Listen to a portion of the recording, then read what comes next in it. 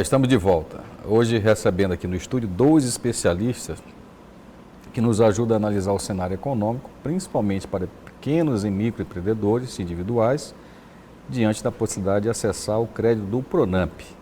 Então vamos voltar aqui a conversar com César Guimarães, do Sebrae, e o Wagner Matos, que é analista econômico. Há duas questões, né, que a gente estava comentando, a questão das fintechs que estão muito agressivas na cessão de crédito, e outra é a questão que basicamente o Pronamp, pelas suas regras, faz uma certa restrição a negócios muito novos, né? Porque precisa ter um balanço, ter uma comprovação de um fluxo de caixa mínimo, porque é baseado no fluxo de caixa ou no faturamento, se eu não me engano, né? No faturamento. Para aquelas empresas recentes, você faz uma média do seu faturamento e aplicado a taxa de 30% desse. Então, pelos balancetes, então? Pela uma média mensal. Tá. Aí você precisa entrar no ECAC da Receita Federal do e liberar esse acesso para o banco. Ou existe também a outra análise, que é em cima do capital social, que é aquele valor que o empreendedor declara, né, ao abrir qualquer negócio, que pode ser até 50% do que ele declarou como capital social no momento de abrir a empresa. Ah, sim. E aí, voltando a essa questão da cessão de crédito, Wagner, hoje boa parte das empresas já está trabalhando com as fintechs, né? Esses bancos, eles são muito ágeis, a abertura de conta é mais rápida, as taxas são muito mais baixas, né? Os grandes bancos, os bancões chamados, ainda é muito caro você operar com esses bancos, apesar de ter inúmeros instrumentos financeiros que acabam ajudando o empresário. Você acha que as fintechs vão avançar nesse mercado da cessão de crédito ao micro e pequeno empresário? Com certeza, Arthur.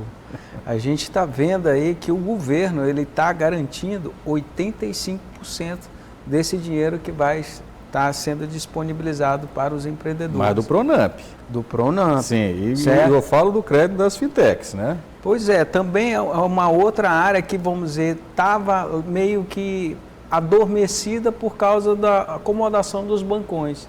E aí eles olharam essa necessidade e com a tecnologia, certo? Principalmente agora, após a pandemia, muitos pequenos empresários, os microempreendedores, eles buscaram essa informação.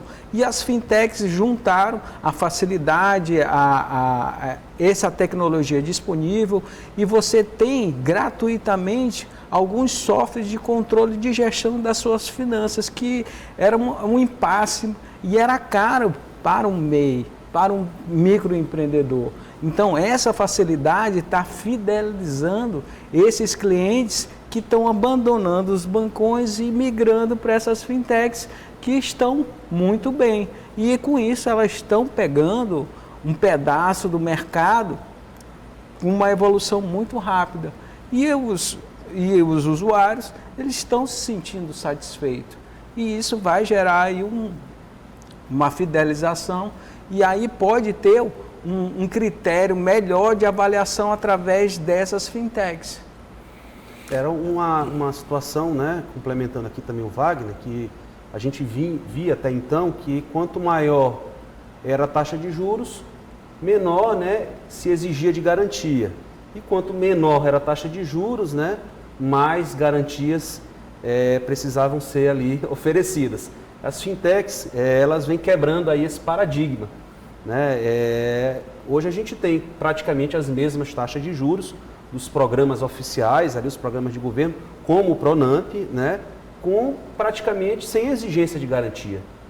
As fintechs praticamente estão oferecendo a mesma taxa de juros da Pronamp. Mesma taxa de juros, assim, com uma agressividade, digamos assim, e uma facilidade de aprovação de crédito. Você não precisa ir até a instituição. O custo para o empresário também, até de deslocamento, tempo, né?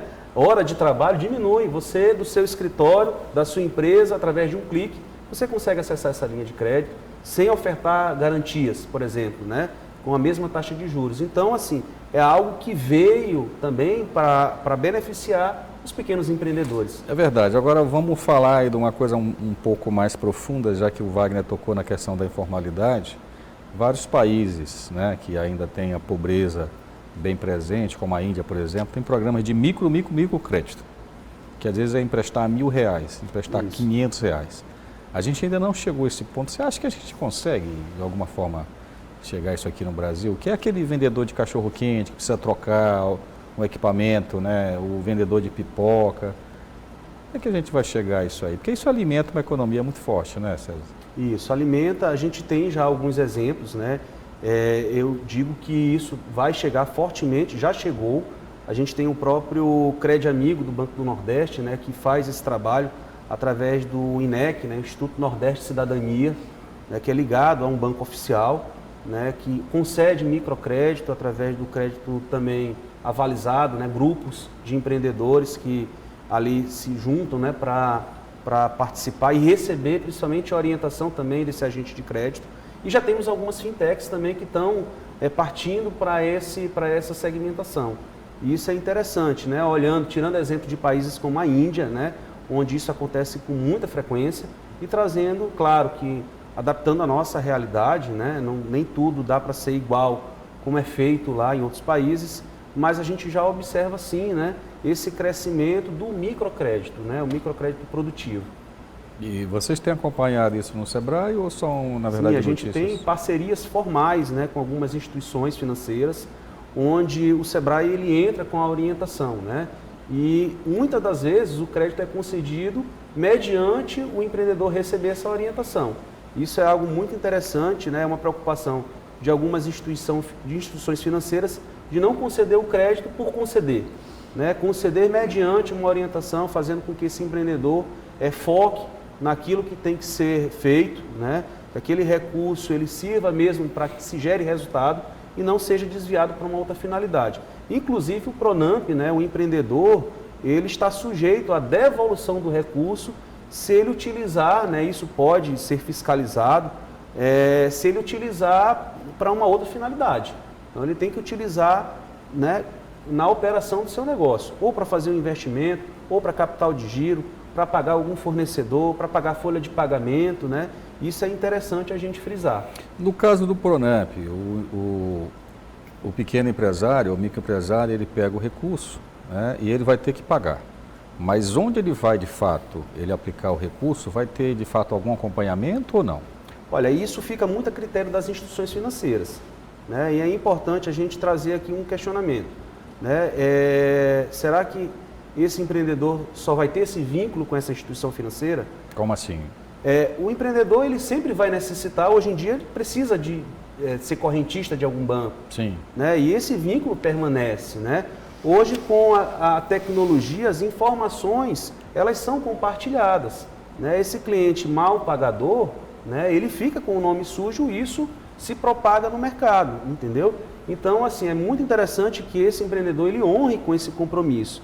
Isso é acompanhado pela instituição financeira e aí cada um tem sua estratégia, utilizam bastante da tecnologia para fazer essas análises e aí é importante que o empreendedor ele firme com esse compromisso de arcar aí com esse pagamento, né, mensal, levando em consideração a carência, né, não é porque tem a carência que ele vai deixar de se preocupar, mas ele precisa, né, colocar isso no seu planejamento financeiro.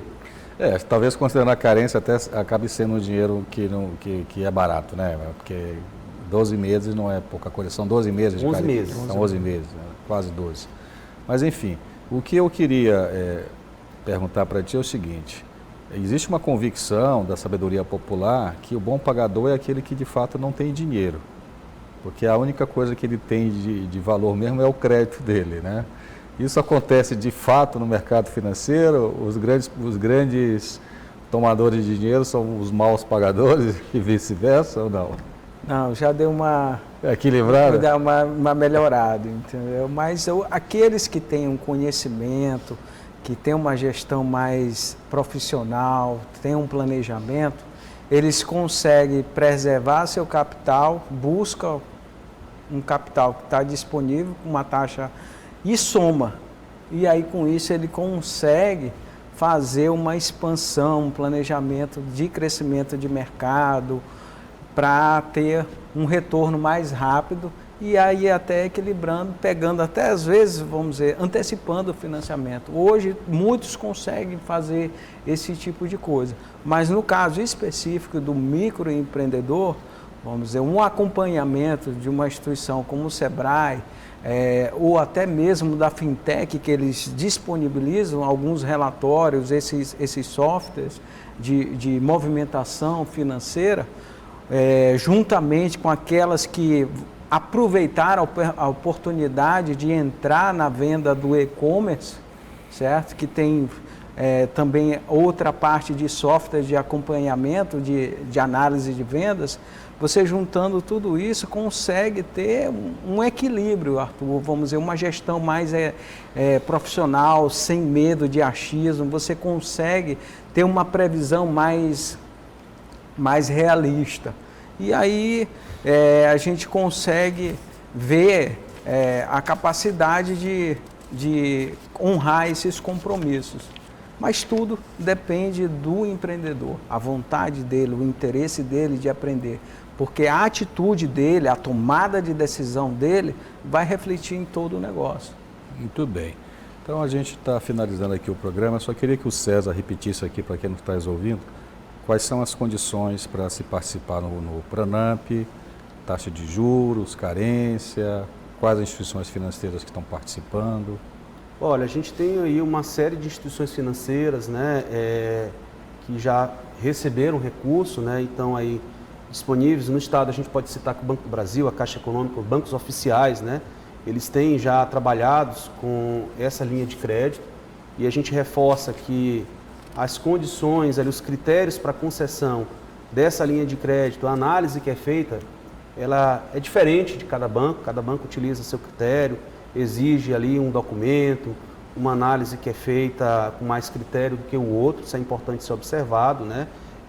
O Pronamp ele é destinado a pequenos negócios, né? E vai aí desde o MEI até a empresa de pequeno porte, que tem um faturamento ali de 4.800.000, né? Isso é importante a gente frisar também. O empreendedor que deseja acessar essa linha de crédito, ele deve fazer a liberação dessa análise através da plataforma da Receita Federal, o ECAC, né? Necessariamente esse microempreendedor, né? Essa empresa de pequeno porte, essa microempresa deve acessar sua conta Gov.br e liberar esse acesso, né? O Sebrae se coloca à disposição para orientar esse empreendedor que deseja, né? Conceder essa informação às instituições financeiras.